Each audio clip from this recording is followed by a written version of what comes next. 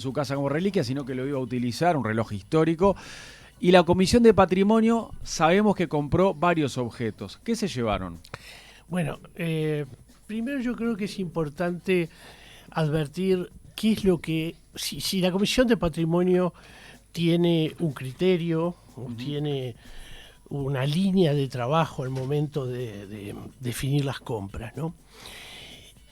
La Comisión compra para el Estado, o sea, muchas veces compra lo que otras instituciones de Estado le solicitan.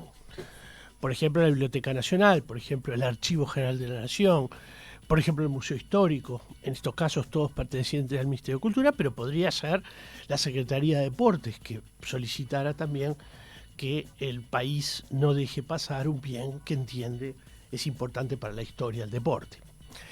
Entonces, por un lado, recepcionamos esos pedidos y por otro también están aquellos bienes que la Comisión en sí misma entiende que es importante incorporar al acervo del Estado. Sobre esto último yo puedo hablar, sobre lo demás no, porque son pedidos que vienen de las instituciones del Estado. Nosotros muchas veces entendemos que hay bienes que aportan muchísimo al conocimiento del pasado, es decir, a la investigación, a la historia, al conocimiento histórico, permiten muchas veces replantearse algunas teorías o algunas verdades sobre el pasado. Y bueno, en este sentido tiene que estar atento a todo aquel bien, no que tiene un sentido de objeto fetiche o de objeto que tiene un aura de prestigio o un vínculo con una determinada figura histórica, sino que más bien tiene que apuntar a aquellos bienes que aportan conocimiento nuevo. Ese es un poco el criterio en que hoy está la Comisión, cuando los bienes los define la Comisión. Cuando lo define otro organismo del Estado, evidentemente va a ir a defender el precio razonable que tiene en función del interés que plantee esa organización del Estado. Bueno, ¿y qué compraron entonces? Bueno, buena pregunta. En muchos casos hubo objetos que fueron solicitados y que nosotros mismos habíamos, es decir, hay una intersección ahí de intereses. Por ejemplo, se compró un muy interesante plano del año 1846, de plena Guerra Grande, sobre Paysandú. No sabíamos bien cómo era Paysandú en esos años de la Guerra Grande. Y es un muy buen plano que realiza un calígrafo argentino llamado Bravo. Estaba a la venta como un impreso, en realidad era un original. Y bueno, es un documento gráfico muy importante para conocer la ciudad de Paysandú en ese momento. Lo mismo, una pintura de 1878 sobre San José de Mayo, que no teníamos iconografía de la ciudad en ese periodo y nos muestra, por ejemplo, un San José muy industrializado. ¿Se sabe dónde lo tenía, por ejemplo, ese cuadro? ¿Estaba en su casa o en una sala de presidencia? No, esos cuadros llegaron al remate por la vía de privados. Pero pertenecían a José Valle Ordóñez. No todos. Ah, no había bienes que no pertenecían a Valle Ordóñez. ¿Lo de Paysandú tampoco? Lo de Paysandú tampoco. Era un remate de bienes históricos en general. Ok, pero... Sí. Algunos pertenecían, sí, a los descendientes, a unos descendientes pero de cuando Valle. hablamos de Valle Ordóñez estamos hablando de un 2 veces presidente, ¿verdad? O sea, del expresidente Valle, ¿qué compraron? Bien, también se compraron unas cartas de Baltasar Brum. Son muy interesantes porque son unas cartas donde él habla sobre un estado de la vida política un día antes del suicidio, y que, bueno, todavía están para procesarse y analizarse más. Y se compró también un relicario de Matilde Valle Pacheco que contiene una fotografía y contiene también cabello. Esto me parece que es interesante. Estos relicarios antes tenían un sentido estrictamente familiar, pero bueno, no nos olvidemos también que el cabello puede aportar información a través del ADN. ¿Pelo de quién? ¿Se sabrá? Sí, de la que está en la foto. Ah, es de ella, está Sí. perfecto. Sí.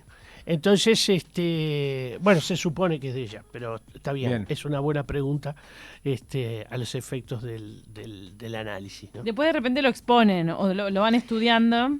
Sí, esa pieza, ese relicario, por ejemplo, se va a exponer seguro en una exposición que va a desarrollar el Museo Histórico en breve. Parte de lo que el Museo Histórico nos sugirió que comprásemos tiene que ver con esa exposición que tiene en mente. En este tipo de remates, Willy, ¿se subastan prendas? Sí, se ¿Hay puede. ropa? Ahí me decís José Valle Ordóñez y digo, ¿no habrá un sobre todo de José Valle Ordóñez? Claro. Ay. Esos que se ponían en los Sí, retratos que en están las las fotos. fotos. ¿Había? No había en este Está caso. lindo para comprarlo. No ese. había en este caso. Grande, aparte, porque era altísimo, ¿no? Sí, sí. Ay, tal vez no. nadie tuvo la visión de guardarlos, tal vez. Y bueno, Alto y grande, porque Valle tenía una enfermedad en las caderas que lo obligaba muchas veces a usar ese tipo de prenda para disimular un poco esa deformación que tenía. Exactamente. Ah, mira.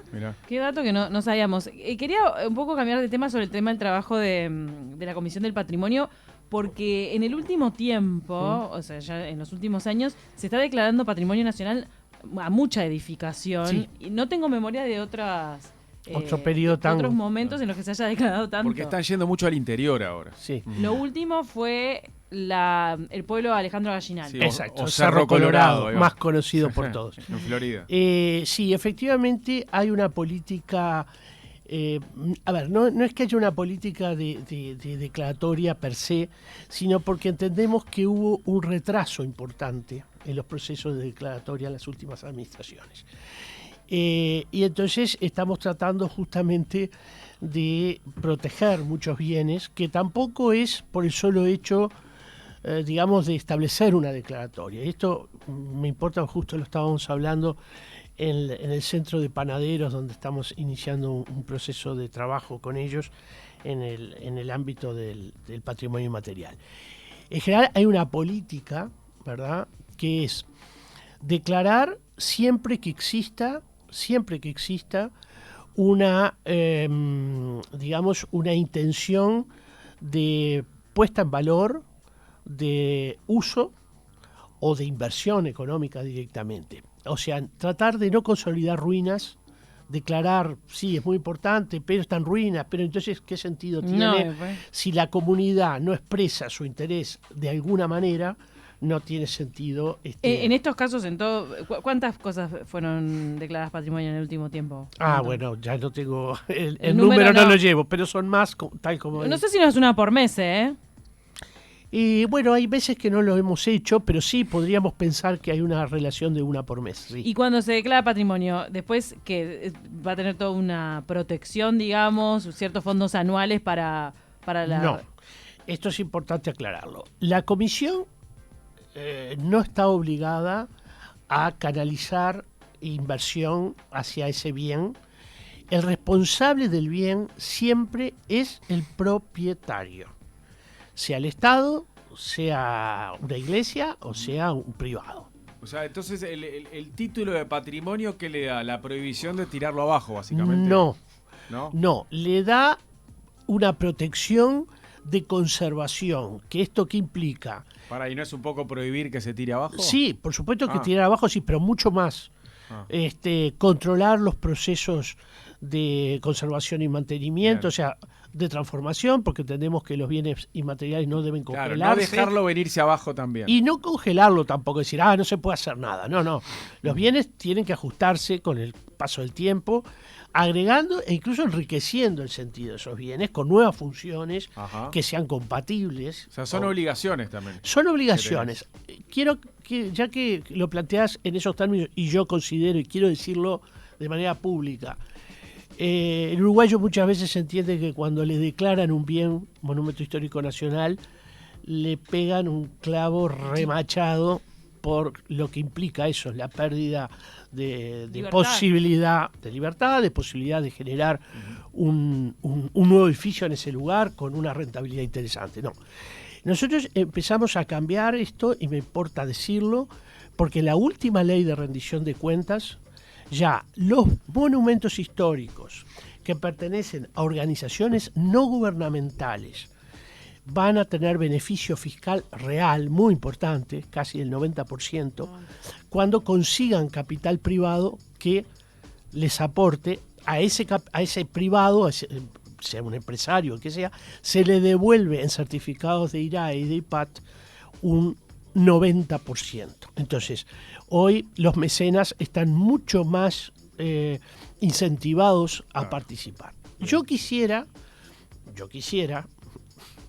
que la próxima ley de patrimonio contenga también la posibilidad de extender todo esto a la totalidad de los monumentos históricos nacionales. Esto hay que hacer cuentas, hay que verlo, pero lo que estableció la última ley de rendición de cuentas fue un avance sustancial en materia de patrimonio. Bien, Willy, ¿cómo está la campaña para que el pan marsellés sea patrimonio uruguayo? Bueno, ahí vamos a hacer algunas aclaraciones porque vengo justamente de una reunión con el Centro Industrial de Panaderos. Y lo que vamos a empezar a trabajar en marzo del año que viene, firmado ya entonces un convenio, es una tarea de puesta en valor de la panificación como práctica inmaterial, que es bastante más compleja que el pan marsellés exclusivamente. Más amplio. Es mucho más amplio. Si el pan marsellés tiene una condición extremadamente local, identitaria y por lo tanto patrimonial, bienvenido. Pero no nos vamos a quedar en el pan marsellés, vamos a ir hacia la práctica, la panificación, que es tan antigua como la historia escrita del Uruguay. Ya con la llegada de los primeros colonos, el pan ingresa porque es un alimento absolutamente insustituible. Pero ¿no? la gente había entendido lo del pan marsellés, como se había comunicado en este último día de patrimonio en octubre, el fin de semana, ¿no? que se celebró, porque el pan marsellés es una creación uruguaya. Sí. Pero el resto de las técnicas de panificación no son Lo que pasa es que internacionales. hay otros panes uruguayos. también, ¿no? ¿Qué otro pan? Pero debe haber. Pero El Felipe capaz que es uruguayo. Yo no lo conozco. Camila, yo te hago esta pregunta. ¿Y por qué no puede haber otro? Puede haber. Es decir, quizá Los miñones. lo que tenemos que hacer es primero sentarnos a ver todo el proceso, analizarlo, investigarlo, y no solamente porque sea uruguayo. Vamos a suponer que no tenemos ningún pan uruguayo. No, pero el marsellés sí. Bueno, pero vamos a suponer Dicen que que no. sí. Vamos a suponer que no. Eso igual implicaría que no debemos analizar la panificación como una práctica patrimonial inmaterial. Quizá, seguro te digo, que en el Uruguay hubo procesos que son muy propios. Capaz que no es un producto final, capaz que no es el pan tal, pero sí con seguridad hay procesos muy particulares. Yo empiezo a plantear temas.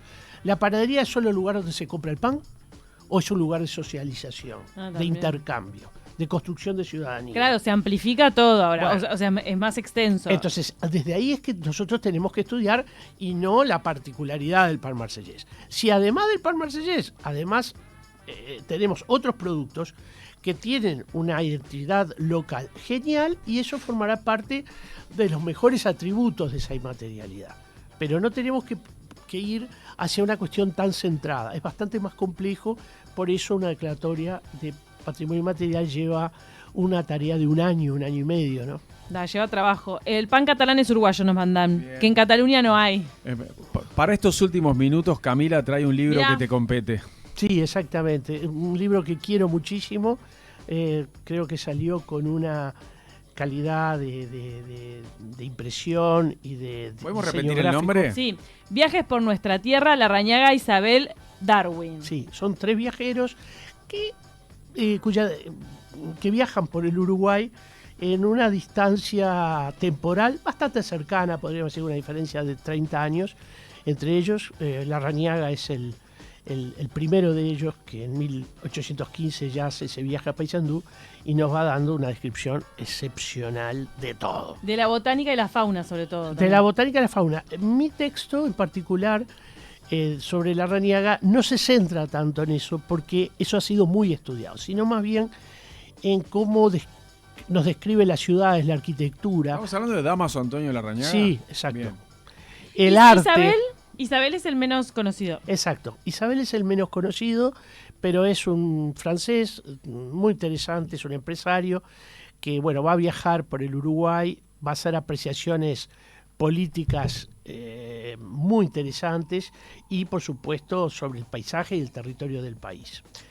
Hay una cuestión de este libro que me importa mucho destacar, ya lo he comentado en otros medios. hay en la tapa, ustedes pueden ver una foto increíble Sí. Sí. que en realidad lleva la tapa y la contratapa. Pueden verlo en el canal de YouTube. Sí, Lo exacto. estamos Bueno, mostrando. Eso es un... Adentro está entero también, Ahí. con una fotografía que muestra hasta el craquelé de la pintura. Es un libro objeto. Sí, Está divino, sí. exacto. Un buen material gráfico tiene. Y esa pintura estuvo durante más de un siglo en el Foreign Office británico. Hasta que en una oportunidad el doctor Jorge Valle, que estuvo allí, miró la pintura, es una pintura muy larga, que tiene Muy apaisada. Sí. casi 2 metros de largo, y la vio y dijo, pero esto es Montevideo. Y entonces el Foreign Office decidió trasladarla a la embajada británica en Montevideo. Se puede ver ahí, los días del patrimonio es ideal. Cuando uno ingresa, a mano Sí. derecha puede ver esa pintura, que nos muestra un detalle de Montevideo. Yo calculo que fue pintada entre 1838 y 1842 por el avance de los edificios. ¿Dónde fue que la descubrió Jorge Valle? En el Foreign Office, en la Cancillería Británica. Impresionante. Y bueno, yo creo que el hecho de estar en el Foreign Office